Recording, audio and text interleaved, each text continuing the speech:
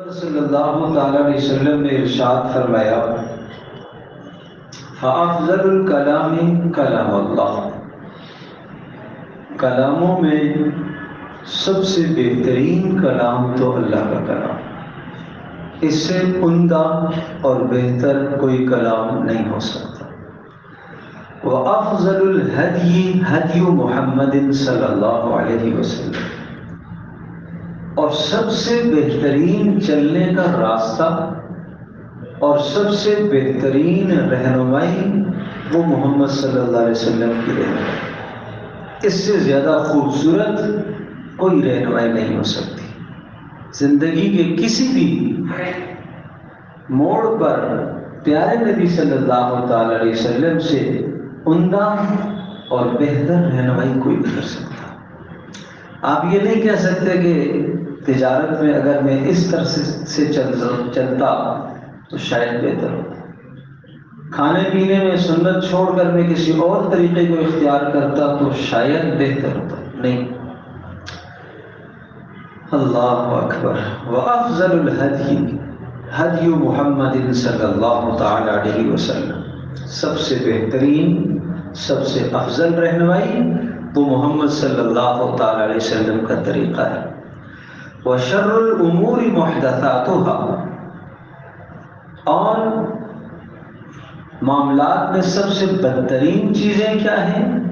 محدثاتها، نئی نئی پیدا ہونے والی چیزیں، نئے وجود میں آنے والے فتنے، جن کو انسان نے دین کا حصہ سمجھ کر دین کے اندر گڑ لیا ہے، یہ تو بدعت ہے۔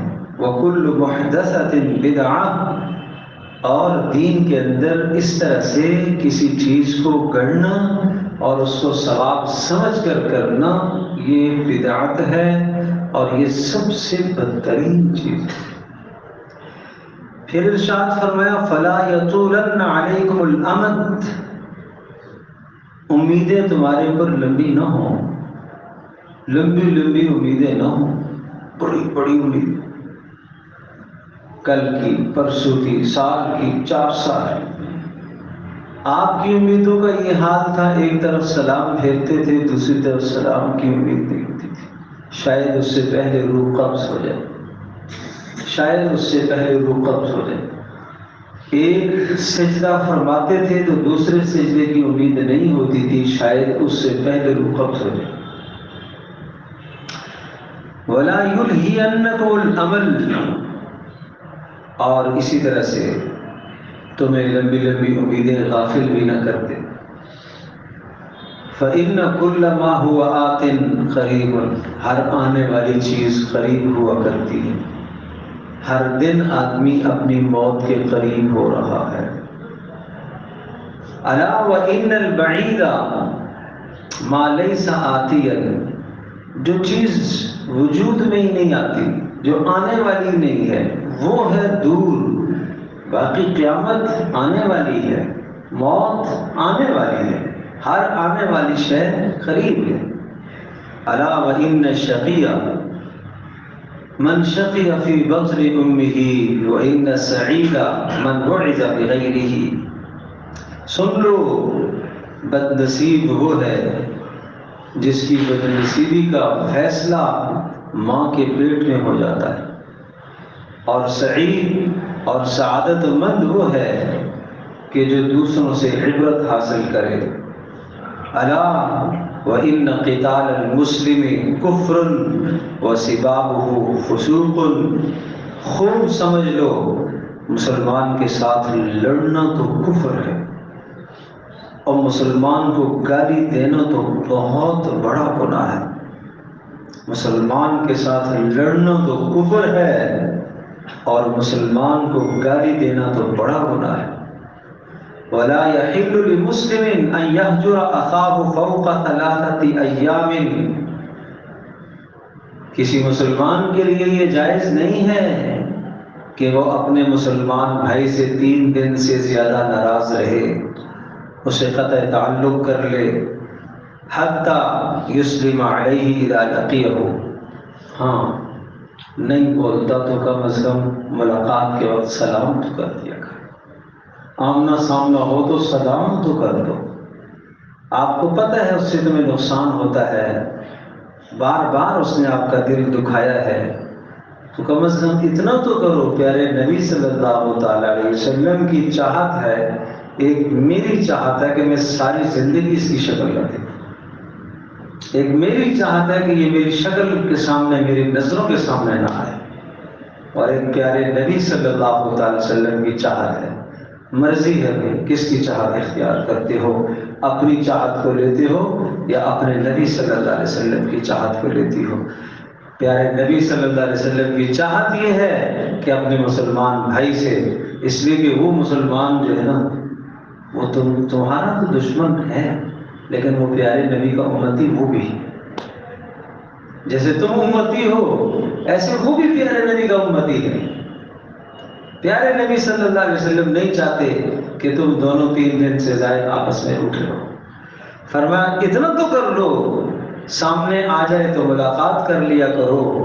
وَيُجِيبُهُ إِذَا دَعَاهُ، اور اگر وہ سلام کر دے تو تم جواب دے دیا کرو، یا وہ تمہاری دعوت کر دے تو تم دعوت کو قبول کر لیا کرو. وَيَعُودُهُ إِذَا مَرِضَ، اور اگر بیمار ہو جائے تو اس کی بیمار کرسی تو کر لیا کرو. اتنا تو قطع تعلق تو نہ کرو، اتنا تو نہ روٹھو. اگر بیمار ہو جائے تو بیمار کرسی تو کر لیا کرو. الا وَإِنَّ شَرَّ الرِّوَایَ رِوَایَ الْکِذْبِ، خبردار، جو باتیں آپ ایک دوسرے کو منتقل کرتے ہو ان میں سب سے بدترین وہ باتیں ہیں جو جھوٹ دوسروں کو منتقل کرتے ہو. ایک بات جھوٹی ہے، دوسرے کی تسلی کے لیے جھوٹ کیوں بولتے ہو؟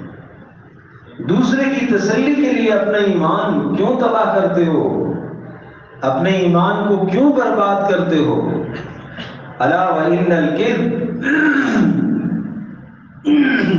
لا يصلح منه جد ولا حسد، خبردار، جھوٹ بولنا نہ تو مذاق میں جائز ہے نہ تو سنجیدگی میں جائز ہے. ہم تو جھوٹ بول کے کہہ دیتے ہیں جی میں مذاق کر رہا تھا. خبردار، جھوٹ بولنا نہ تو مذاق میں جائز ہے اور نہ سنجیدگی میں جائز ہے، کسی بھی حال میں جائز نہیں ہے. اور پھر آپ نے ارشاد فرمایا خبردار، ولا ان يعيد الرجل صبيه شيئا ثم لا ينجزه، کسی مرد کے لیے، آدمی کے لیے یہ جائز نہیں ہے کہ اپنے معصوم بچے سے کسی شے کا وعدہ کرے کہ یہ چیز میں تجھے دوں گا اور پھر اسے نہ دے. بچے کے لیے، بچے کے لیے، معصوم بچے کے لیے دل بہلانے کے لیے وعدہ کرو. ہم سمجھتے ہیں شاید وعدہ اس کو کہتے ہیں جس کے ساتھ قسم ہو، شاید کوئی بہت بڑا پکا قول ہوگا تو وعدہ. ایک عورت نے اپنے بچے کو بلایا، آؤ تمہیں کچھ دیتی ہوں. پیارے پیغمبر صلی اللہ علیہ وسلم نے ارشاد فرمایا کہ کچھ دینے کو ہے. چیر لگے حضور کھجور ہے. فرمایا اگر کھجور نہ ہوتی اور تم بلانے کی خاطر اس کو یہ کہتی آؤ کچھ دیتی ہوں تو یہ جھوٹ ہوتا. یہ جھوٹ ہوتا. یہ جھوٹ کا عمل جانور کے ساتھ کرنا بھی جائز نہیں. جانور کے ساتھ، جانور کو سدھانے کے لیے، بلانے کے لیے آپ اسے ہاتھ دکھائیں اور وہ بیچارہ سمجھ رہا ہے کہ شاید کوئی چیز مجھے کھانے کو ملے گی، وہ دوڑتا بھاگتا آیا تو آپ نے پکڑ لیا. تو جانور کے ساتھ جائز نہیں. تو انسان ہے، انسان تو اشرف المخلوق.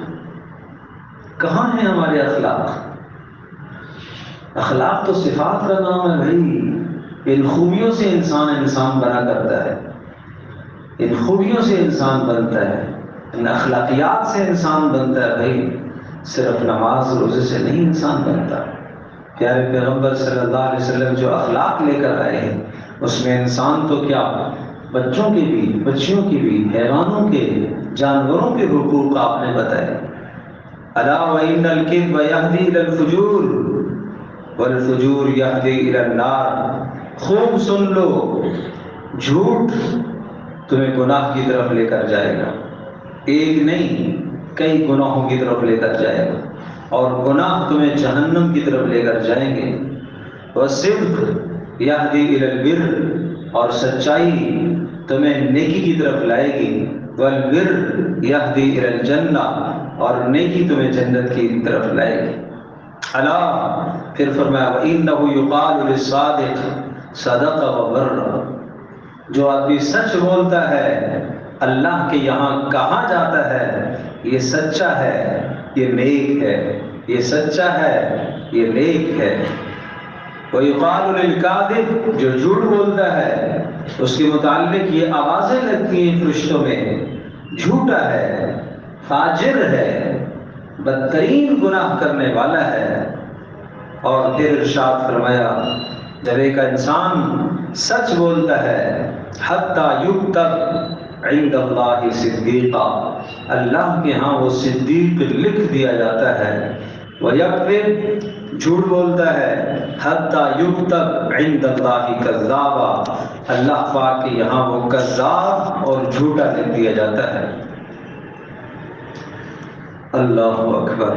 تو پیارے پیغمبر صلی اللہ تعالی علیہ وسلم کے خطبے کا کچھ اقتباس میں نے آپ کے سامنے پیش کیا۔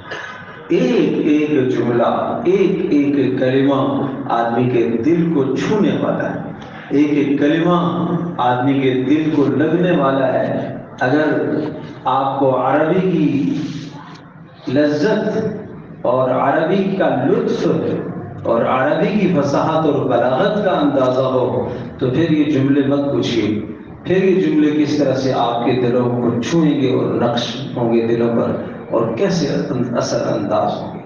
بہرحال پیارے پیغمبر صلی اللہ علیہ وسلم کی بڑی قیمتی نصیحتیں، بڑی قیمتی نصیحتیں، یہ ہم سب کی ضرورت ہے، ہم ان پر عمل کریں اور بار بار سنیں اور بار بار سنیں اور روزانہ سنیں۔ یہ زبان، یہ آواز میری ہے، یہ بات ان کی ہے، یہ آواز میری ہے بھائی، یہ بات ان کی ہے، یہ بات ان کی ہے۔ صلی اللہ علیہ وسلم، صلی اللہ علیہ وسلم۔ اللہ پاک مجھے بھی، آپ کو، ہم سب کو عمل کی توفیق عطا فرمائے۔